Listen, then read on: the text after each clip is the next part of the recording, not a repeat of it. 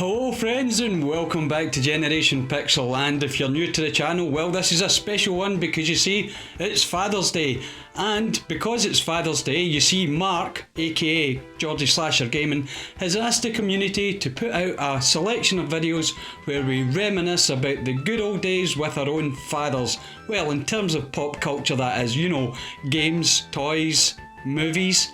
Well, if you want to see my stories on my father, well, just wait until after the titles.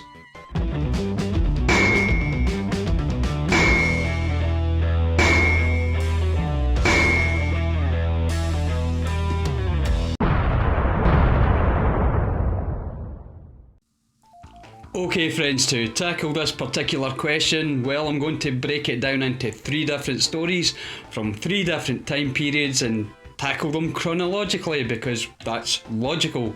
Okay, so let's go back to the first one, and the first one, it happens when I'm about 3 years old, so it's 1976, and it's about a toy, and it's my most favourite toy in the whole wide world, and it would be yours too if you had one, and that was an Evel Knievel stunt bike.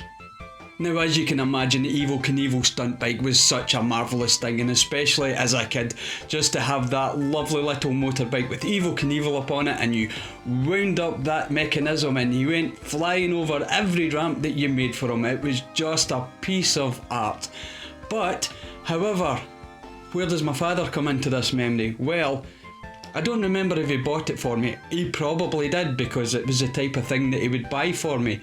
But this is not where the memory comes in. Oh no, no, no.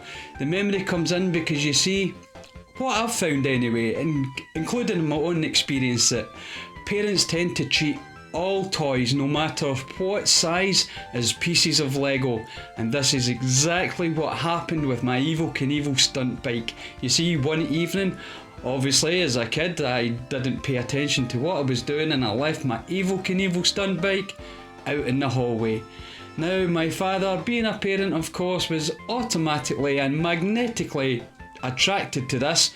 Well, attracted with his foot, and he crushed my Evel Knievel stunt bike. Now, this is something that I have never or will ever forgive my father for doing, and he has yet to this day to replace my Evel Knievel stunt bike. So when he's watching this video, I hope he takes the small hints that I'm putting out there that I really want my Evel Knievel stunt bike back. So, take it as you will. Anyway, let's move on to the second one, and the second one is a little bit later on. I would be about maybe 11 years of age. I had the ZX Spectrum, and it was a game, and the game was Thunderbirds on the ZX Spectrum. Now, I've shown this game before previously on my channel on the licensed games that were good and bad, and this was one of the good ones. But the reason that this one stirs up memories of my father is, well, this is how that one goes. You see, my father worked a back shift back then, and for anyone who doesn't know what a back shift is, it's an early evening shift, so not quite overnight shifts and not a normal 9 to 5 shift. So he would come in from work maybe an hour or 2 after I was, you know, in the land of Nod. But for some reason he was so addicted to Thunderbirds that he couldn't resist just sneaking into the bedroom, firing up the ZX Spectrum and sitting and playing that game for a couple of hours. Now, you're thinking to yourself, no big deal, he's not taking the game away from you, you're fast asleep, so everyone's a winner. Well, not quite exactly, because you see, that particular theme song or theme tune that plays throughout the Thunderbirds, well, I hear it anytime and I start to fall asleep. It's almost hypnotic to me because, well, I was sleeping at the time, or mostly sleeping. I was probably coming in and out of sleep. Now, as a young boy just starting to develop properly, then these things stick with you. So from that day onwards, or from that year onwards anyway, I can't listen to the Thunderbirds theme, especially not from the ZX Spectrum, without getting a little bit drowsy. So that's what my father did to me in regards to video game memories. So let's move on to the last one, and the last one, well, I'm a tad older, and it's about a film, a movie if you will, and I know there's someone out there that will absolutely shudder at the sound of the word movie, but let's just call it a movie for the sake of that anyway. And the film in question is Braveheart. Now, most people will know about Braveheart, the Mel Gibson movie depicting the life and deeds of William Wallace, one of Scotland's greatest heroes. Well, back at the time, not everyone knew much about William Wallace, unless you were of course Scottish, which, well, I'm obviously Scottish.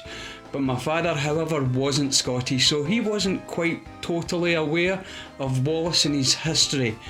Now, the memory that really floods back, and that really powerful memory, is towards the end of the movie. Now, I will give you a brief history just in case you don't know anything about William Wallace and you haven't for some reason seen the movie Braveheart. Well, at the end, as in real life, William Wallace was captured by the English. He was hung, drawn and quartered. A brutal way to go, but that was the times. Anyway, back to the movie. Sitting in the theatre, all is hush. Most of the audience, well, probably all but maybe my father, were Scottish. Watching these last scenes where William Wallace is about to get executed, and he turns to me, he taps me on the shoulder, and he says, "Don't worry, son, his friends are in the crowd, they'll save him." Well, that's not exactly how it happened, is it, Father? So he got a lesson in Scottish history that day as well, and that is my memory from my father in regards to a movie. So there you go, 3 memories, one from a toy, one from a video game, and one from a movie. I hope these memories have entertained you, Mark, Geordie Slasher Gamer, and I look forward to seeing yours when it's released. So thank you very much for watching, and until next time, cheerio.